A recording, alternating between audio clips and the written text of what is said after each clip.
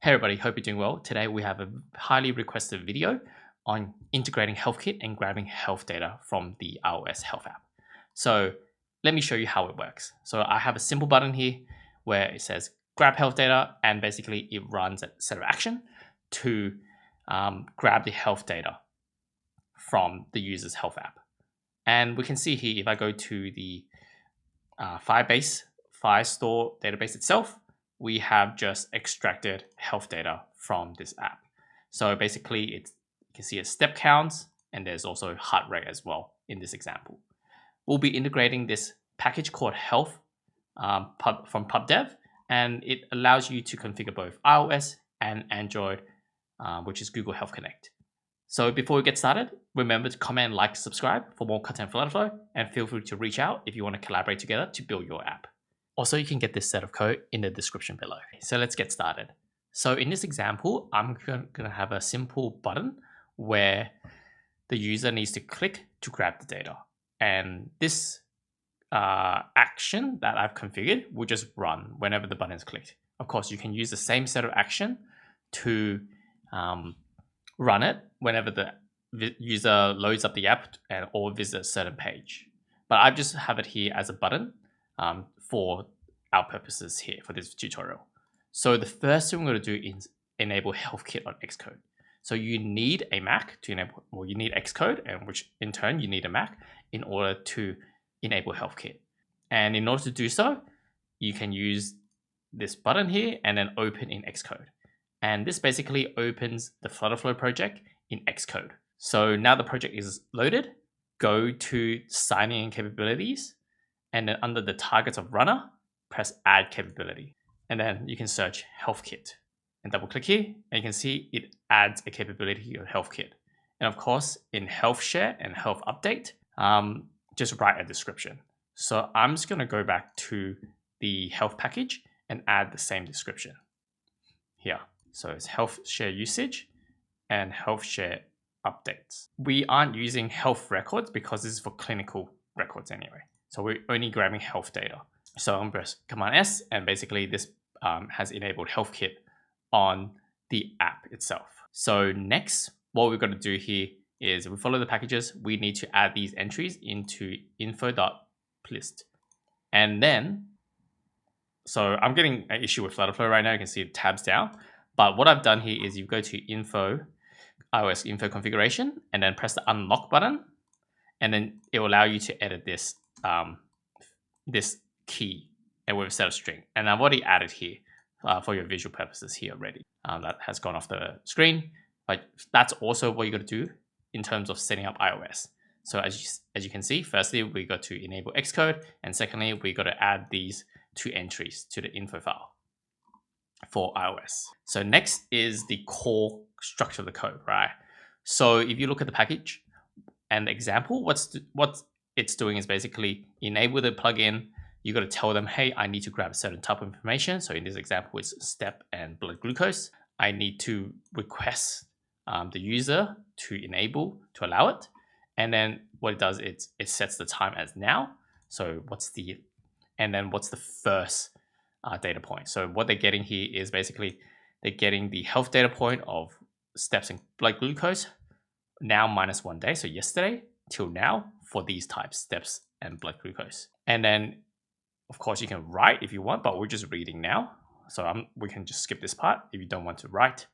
And then what it does is basically just gets information. My code expands on it. So what I've done here, I've taken an example of what I may be doing. So you can see here, this is terrible for FlutterFlow. I don't know. There's a bug definitely with Mac OS Tahoe, but I've opened it in Cursor so for you to see what the code is like. So basically we're getting, this is a helper function to extract the values. What it's doing, I'm just going to get heart rate, steps, activity, energy burn. Of course, you can get more per the package here. So if you scroll down to the very bottom, here are all the possible data types and whether Apple Health is applicable to them. And then what I'm doing is similarly, here I'm actually requesting permission. So you see the pop-up about whenever you open an app or whenever you request a health or any sort of permission, there's a pop-up on iOS that says that ask the user, hey, do you enable these permission? And of course, if it's enabled, I will basically, if it's approved, and there is the null user reference. So I actually have a parameter for user reference here, and I'll explain why a bit later. But I have a user reference in the parameter. I'm going to grab the user document, and I actually have a field in the user called last health obtained date time. So when was the last clicked? I'll tell you why a bit later on. But here, if it's null, then we set it as early 2000s, 2000 and January the 1st. You can make it shorter or longer because I don't know if health data even back then. iPhone's probably not introduced, or if anyone is storing data. Else, it will be that last health obtained date time, and I'm basically using the get health from data type. So the start time is whatever start time is outputted here. The end time is now, and the type, as I said, I'm just getting heart rate, steps, energy burned, and then I'm just fetching the record. And when I fetch the record, it's a JSON type. So if you go back to the documentation, you can see here in the docs, you can see that can be serialized to and from JSON. So this is it. I've serialized to JSON, and I'm just grabbing the data using a JSON format. So I'm just now in a new collection called health data. I am just storing the data. So I'm storing the user reference, the value, the type, the from date, so whatever is from the data of itself from the health app, the date to, and the created time, and the unique ID. And I'm just storing in the database. And then next, I update the user reference last health obtained date time to now. So the reason why I'm using this is because I want the user to not have duplicate data when they hit this button twice. So because it's like, hey, this is the first time you click the button, I'm going to extract all the data you have from early 2000s. And then the cutoff date is today, now. And then when they click a button again in 10 minutes time, I don't want to extract the data again or read the data again from 2000 from my last extraction of 2000 to now. Now I want to extract only from the last extraction date till now when the user clicks the data again. So this minimizes a lot of reads and writes from HealthKit data to the database again. And of course, in actually the package itself, there's actually a deduplication method as well offered. So you can see here, you can deduplicate based on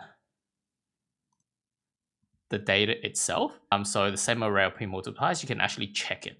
So if you read the documentation here, if you actually just go to the API references, and I believe if you search duplicate, there's actually a method provided. It basically compares the health data point against a list of health data point against another list of health data points, and it returns with no duplicates. That's a method that we can use as well.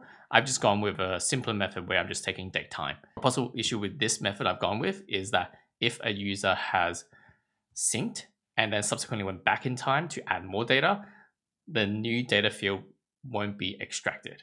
So that's kind of like a possible scenario where we haven't, where this remove duplicate method may be better, where you're extracting all the data point and reading it again, but that may involve more database usage because you're also reading from the back-end database from Firestore what data point has been saved and then comparing it. Ultimately, the design is up to you, how you want it to behave in terms of duplication, but the solutions are all out there for you to configure to your liking. Anyway, so now that the app has been set up, I just simply have a button here that says grab health record, and the custom action is called HealthKit import, and then I'm just going to pass in the authenticated user reference. So let's see what happens when we run the app. Okay, now that the app has loaded, I'll show you how it works. I'm going to go to the health app. I've already added some data into it. So you can see here, I have added 250 steps here, which I think it's 2 data points. And I also added 1000. And you can see this is the data here. 50 steps at 358, 200 steps at 323. And then subsequently, I've also added just 1 data point at 945 for heart rate of 90 BPM. And then if we go to the database itself, this is my logged in user. You can see here, there's basically no last obtained date. So if we go back to the app itself, and then I press grab health data. If I click it, let's see what happens to the database in Firebase. So I'm going to refresh this page.